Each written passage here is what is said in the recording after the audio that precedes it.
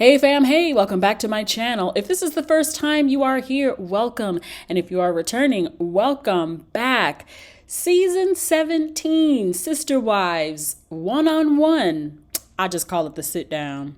We gonna get into it. I have a lot to say, so go ahead, get you some popcorn, get you a beverage, some libations, whatever it is you feel comfortable with, and join me after the jingle.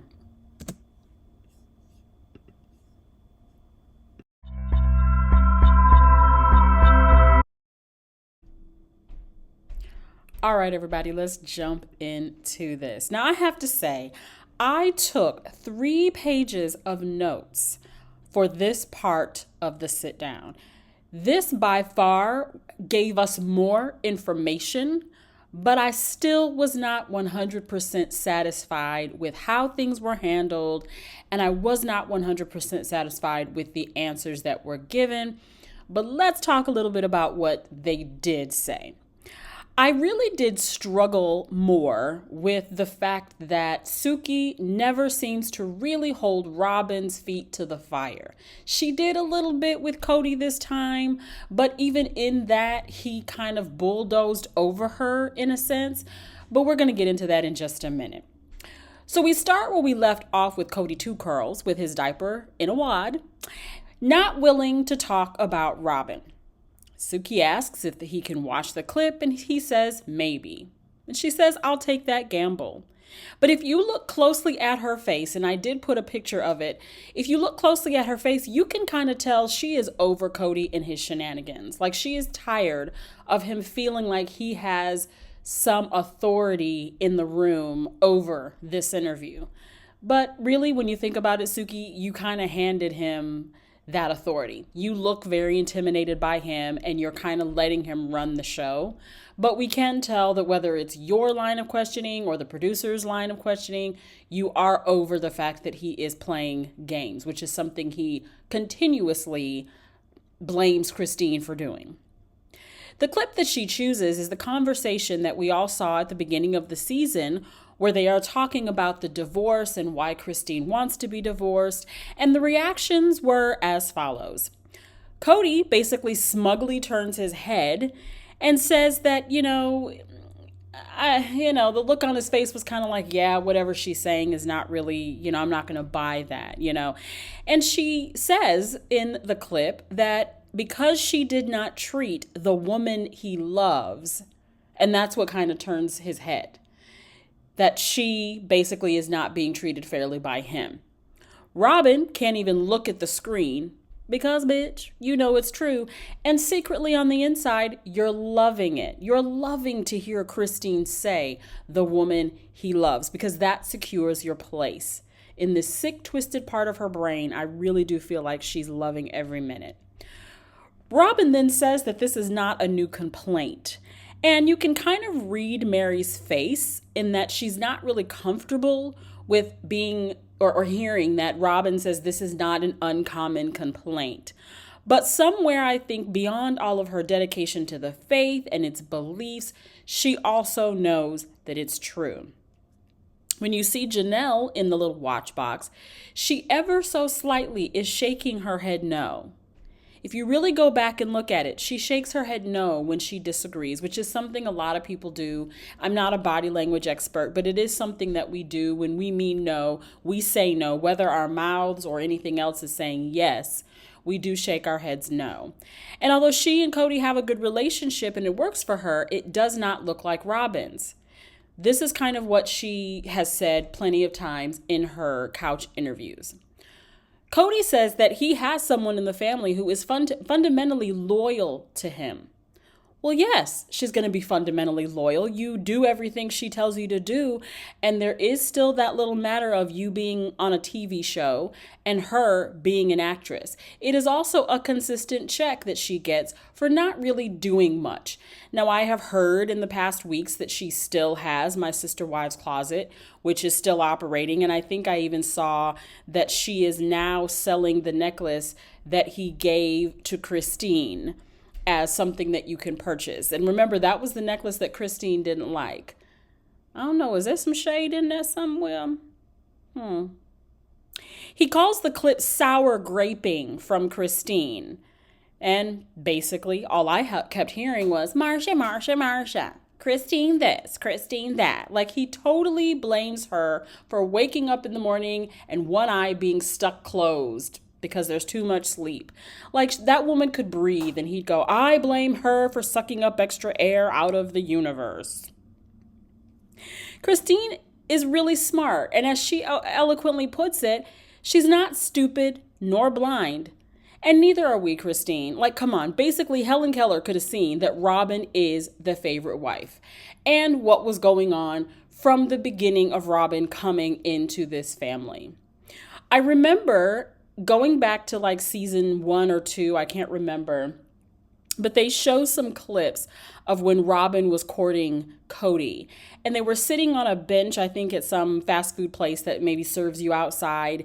And he gives her this ring that one of the children made out of thread or string or something like that. And you know, the way that they looked at each other, it's almost like Robyn took her experience and put it on Christine. The looking in the eyes, and she says that she doesn't have that with Cody. Well, yeah, you did. It's on film. I also remember that when he was coming to visit you, the camera got you all giddy and all, oh, you know, he's coming. He's my soulmate. I remember that coming out of your mouth, but that was also, again, at the same time that Christine was about to have Truly. Like, she was in labor and he was coming to visit you, right? Suki can't even ask Asshat a question without him telling her to stop where you're going. And asks, does that make me and Robyn bad people if Christine is jealous? Like, Christine had to watch Robyn, but Robyn had to watch Christine.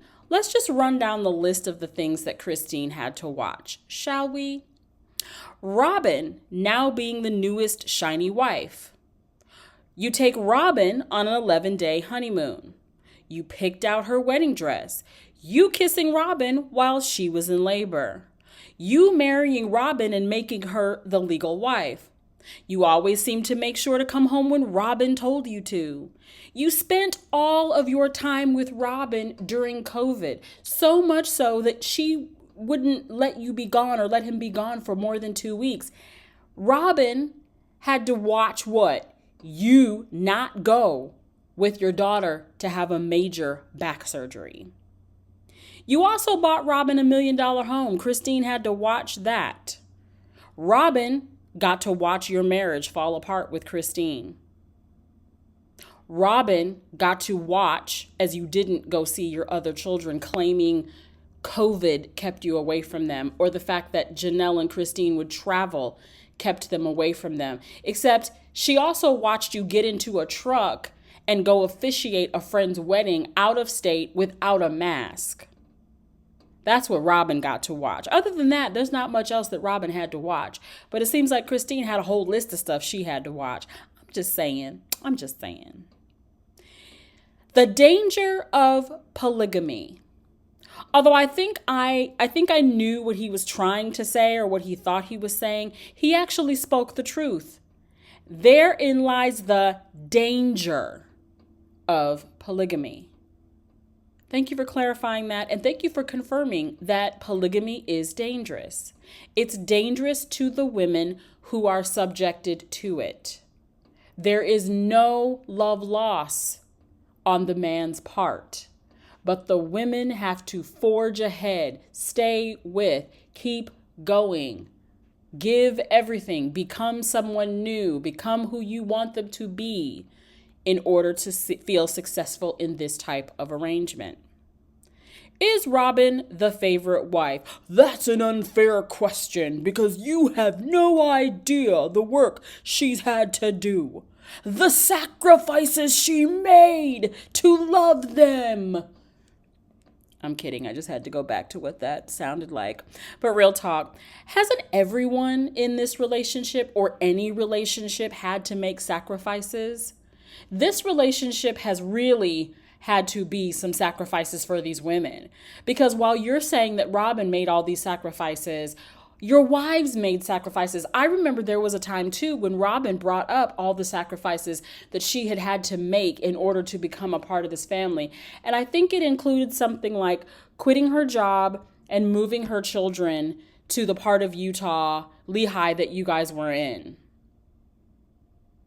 See, Robyn has had to do very little. She's had to watch very little. She's had to endure very little when it comes to Cody. But if you let them tell it, she's had to walk through naked a forest of like roses with big sharp thorns to be in this relationship and this family. It almost feels like he thinks Robyn should be dubbed a freaking saint for all that she's had to put up with. And I almost expected him to start jumping on the couch, Tom Cruise style, over this woman. He says it's about finding favor. Robyn did nothing but be kind to Christine. Was she being kind when she talked about Christine behind her back? Was she being kind when she called her a liar to her face? Was your widow Robyn being kind then? He says that all the wives but Robyn shit-talked him the entire time they were married. Well, Cody, even though I don't believe that, I mean, I would get in on that conversation, shit-talking you. But that's what happens when you marry out of obligation or to look cool. You get shit-talked because you don't know what you're doing. He says Robyn puts up her dukes when you shit-talk her, when you shit-talk me. She better. Because if she doesn't, she has a lot to lose, including the Lexus SUV that your daughter is driving. Janelle then says, oh, loyalty. Like basically, if you kiss the ring, then we'll be okay. And she thought that she and Christine had been loyal, but apparently it wasn't enough. Suki asks her, is Robyn the favorite wife? And she answers that she and her children both feel like Cody has been unfair with the amount of time that he has spent with her. There's an undertone of do what I want and I'll be okay with you, Janelle says. Does she think that Robyn controls the narrative? No, but she does think that she's not perfect in the way that she says that she's gone about trying to help the family or make the family better. And that's something that we've all said here in the YouTube verse. You know, we've said, Robyn, what have you done to make these relationships better, to make this unit of a family cohesive, to really have strong relationships with your wives? Well, I guess she might count bringing over a Christmas gift while Cody was at Janelle's house. That was not about forging a relationship. That was about checking on Cody. I guess she could say that she tried to feel like she was forging a relationship by coming to the house when Isabel was leaving for college. No, that's what you were expected to do that. And you didn't try to forge a relationship with anyone. You were coming to support from a distance, Isabel leaving and going to college. Coming to say goodbye to Christine, that was about McKelty forcing you to come, calling you up, and you happen to like McKelty. She asks Mary if Robyn is the favorite wife. And she goes, well, I think that she's the one he's most comfortable with. It's not always equal. You know, she's witnessed that over the year, but it's basically based on who he's having a good relationship with at the time. Mary, why are you here? Why are you even showing up to do this one-on-one? Right? It's like, girl, you being punked. You being trolled by this family. Like, for real. Christine says that she believes that Cody and Robyn have found soulmates in each other. And yes, it made her jealous. I love that she was able to say that. Because why? Christine's an adult and she can admit that. Yes, she was jealous. She said it on the show that she's gotten jealous. And the advice that she got from her sister wife was to keep sweet. I think I said that last week. She asks Robyn, do you think that Christine is basing how she's feeling on the last few years? And y'all, for real, sass ass showed up. And she takes the same stance as Cody. Maybe. But she's the one that made that happen. She made choices. Janelle made choices. Heifer, you did too. And I can tell that you and Cody sat down and have ripped these women apart behind their back because, honey, the bass in your voice when you said this lets me know you feel like somebody has your back, and you can talk tough now because you know that that person who has your back won't allow you to get slapped in the mouth. I want to see you bring that same heat to their faces. I want to see them all sit down on couches facing each other, and let's see her bring that same kind of smoke. She says they handed him to me. They didn't want to spend time with him. Here, you take him. When Christine saw you and Cody, she could see you as a unit. And then she says, Robyn, but they were so sweet. They had fun. They have a fun banter that I don't have with him. Are you for real, Robyn? Are you for real? But then you roll over her again and you go back and say, but she didn't take care of what she had.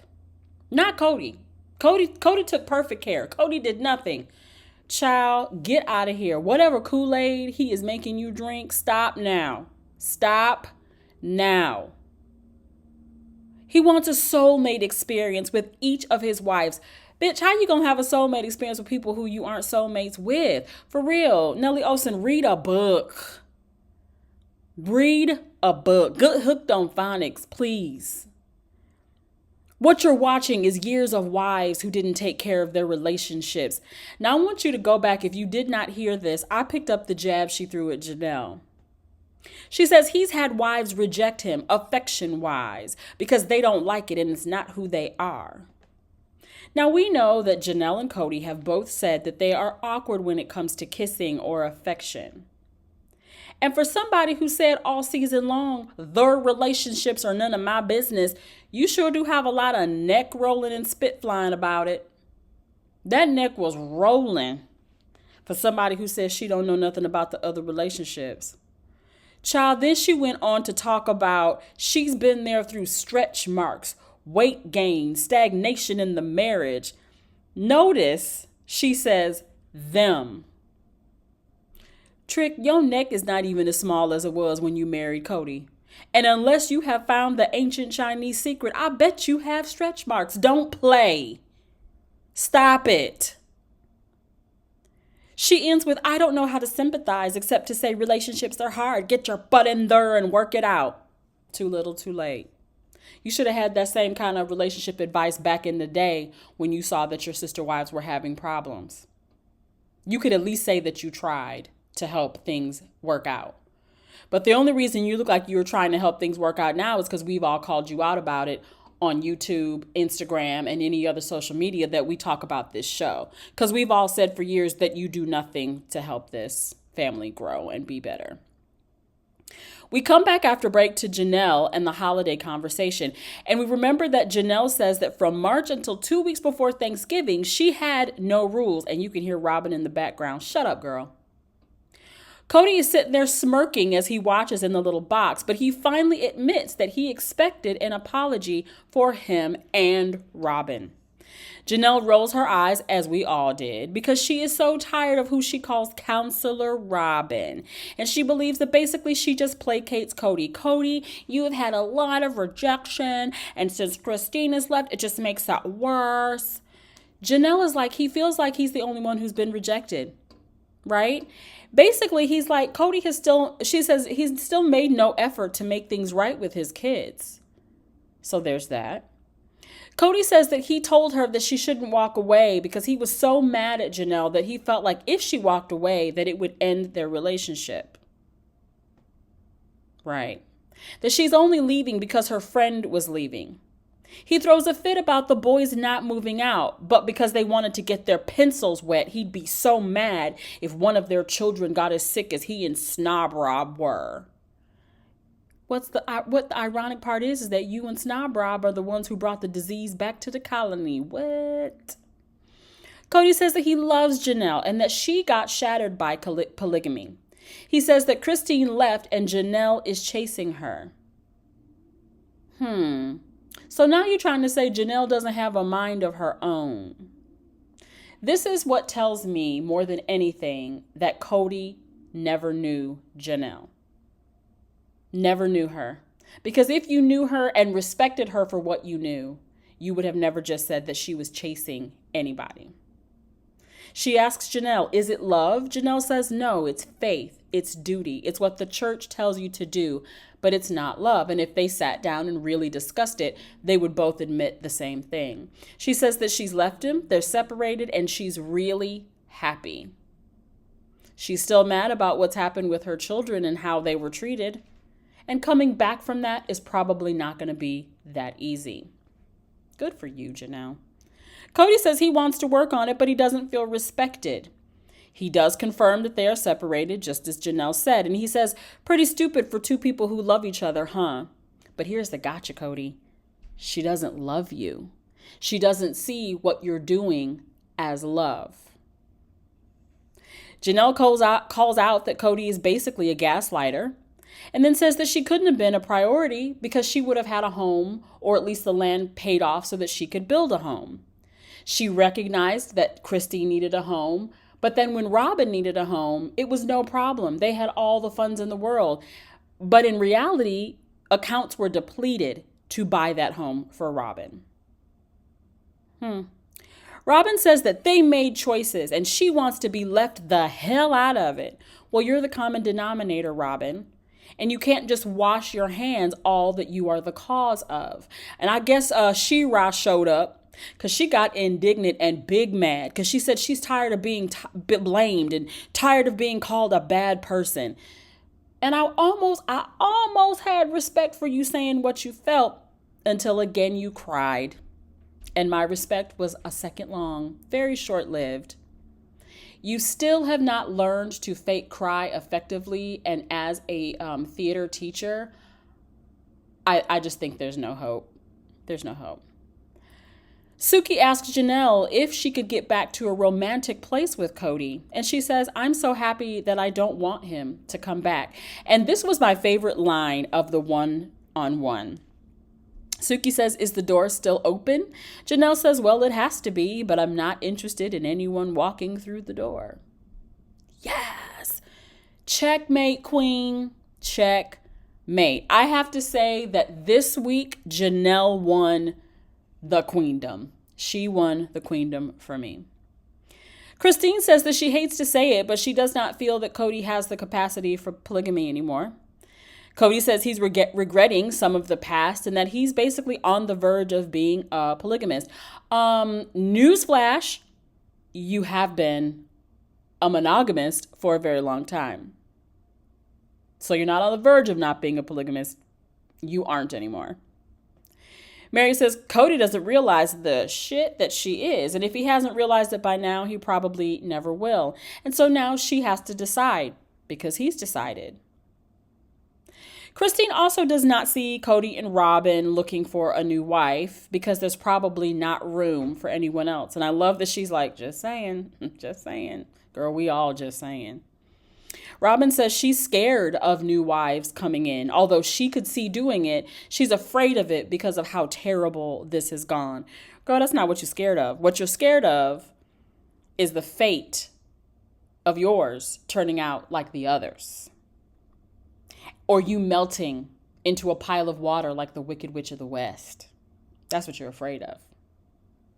I think this fever dream of a season ended the best way it could, with Cody saying that one of the kids told him, you have your soulmate, and mom just wants to find hers. Perfect. He says that he hopes that she does find her soulmate. I'm sure we can all guess which mom they are talking about, but I really wish I knew which child said it, but it's neither here nor there because it is true. All right, everybody, that's all I got. And this brings us to the end of season 17. But I will be back. I'm not going anywhere. Just because Sister Wives is over, my content is not over. I want you to look out for my videos coming up on Meghan and Harry. Listen, I am not really a royal follower, and the only reason that I follow them at all now is because of Meghan and Harry. And I absolutely loved Princess Diana. And I remember exactly where I was the night that Princess Diana lost lost her life in that tunnel. So we're going to talk about that because his book, if you did not know, called Spare, is supposed to go on sale tomorrow. But he has already done several interviews with 60 Minutes, with Good Morning America, and of course the Netflix documentary with his wife, Megan. And I just want to talk about it because I have some thoughts. And it's funny because I go back and forth on what I think.